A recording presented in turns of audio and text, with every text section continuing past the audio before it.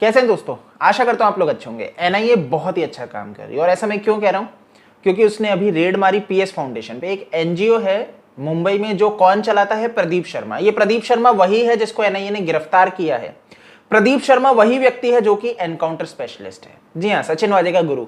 तो इस व्यक्ति को गिरफ्तार किया एनआईए ने, जो कि शिवसेना पार्टी का मेंबर है, जो नाला सुपारा से लड़ता है और हार जाता है। तो इसको टिकट मिला शिवसेना से और ये हार चुका, तो पब्लिक ने भी इसको नहीं चुना। तो ये वो व्यक्ति है जिसके ऊपर एनआईए ने कोर्ट में कहा कि मनसुख हिरेन के मर्डर में प्रदीप शर्मा और सचिन वाजे मुख्य आरोपी है, जिन्होंने कॉन्ट्रैक्ट पे उसकी हत्या करवाई है। अब आप इस चीज को समझो कि पीएस फाउंडेशन नवंबर 2020 पे जाएंगे, यहां पे जहां पे रेड मारी गई, अनिल परब का नाम सचिन वाजे पहले ही एनआईए के सामने ले चुका था आपको, जैसे कि मैंने बता दिया था।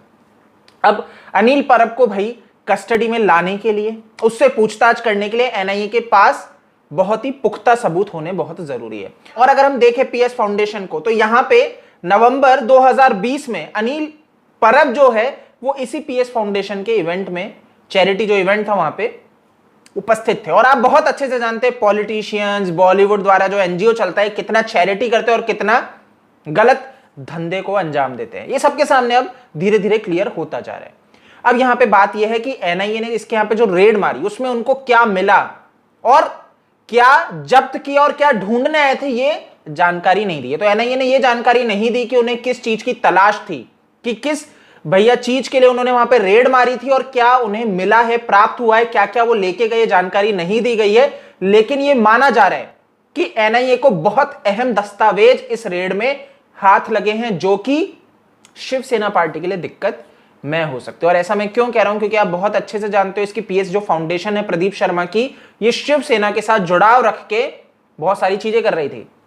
अब वो कितनी सही थी, कितनी गलत थी, तो एनआईए अपनी जांच में ही बता सकता है। जो उसके हाथ लगाए वही इस चीज को आगे क्लियर कर सकता है। पर बहुत अच्छे से हम ये चीज देख रहे हैं कि महाराष्ट्र के अंदर सचिन वाजे और प्रदीप शर्मा जैसे लोग गलत गतिविधियों में लिप्त हैं, जो कि शिवसेना पार्टी से जुड़ाव रखते हैं। प्रदीप शर्मा, आपको बहुत अच्छे से बता दूं कि भाई ये व्यक्ति जब जेल गया था, उसके बाद जब ये निकल के आता है और फिर ये शिवसेना पार्टी 2019 में ज्वाइन कर लेता है और शिवसेना पार्टी का ये करंट मेंबर है और आज जेल में है। तो ये व्यक्ति देखो बचेंगे नहीं।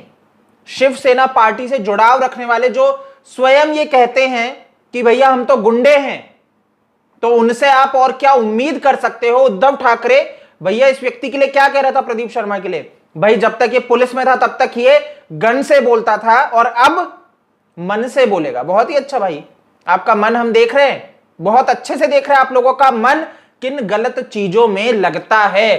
तो ये जो आपका मन बोल रहा है, अब आपका तन भी बोलेगा जब डंडे पड़ेंगे।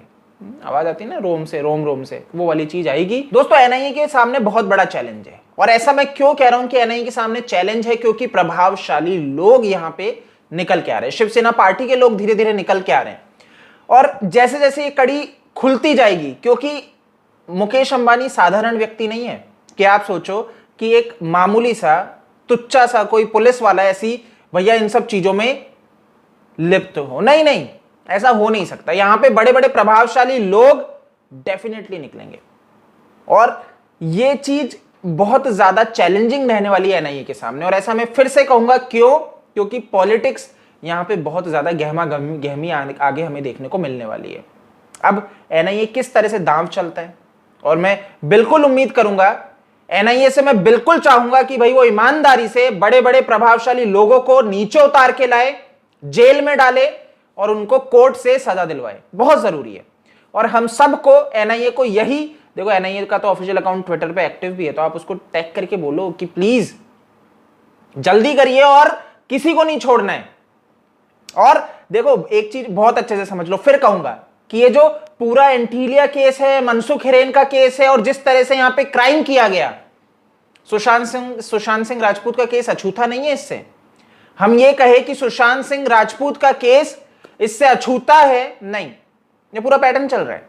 महाराष्ट्र के अंदर गंदी गतिविधियां जो की जा रही है, सचिन वाजे की नियुक्ति के बाद जो सारी चीजें हो रही है हमारे सामने है, और इसके ऊपर अगर कोई ये बोल दे कि सचिन वाजे की नियुक्ति 5 जून को सिर्फ एक कोइंसिडेंस है कि उसके बाद दिशा सल्यान की मृत्यु हो जाती है, जो बाद में बात उठती है कि ये मर्डर है, और बाद में सुशांत सिंह राजपूत की मृत्यु हो जाती है जिसको भी ये सुसाइड कहते हैं मुंबई पुलिस, और बाद में बात उठती है कि ये मर्डर है हम सबके सामने, तो कौन यहां पे जस्टिफाई करेगा, कौन यहां पे क्लियर करेगा जो इतने सारे एविडेंस हमें दिख रहे हैं जिसके ऊपर बात हो रही है, और उसको नकार देंगे कि भाई ये मर्डर नहीं सुसाइड है।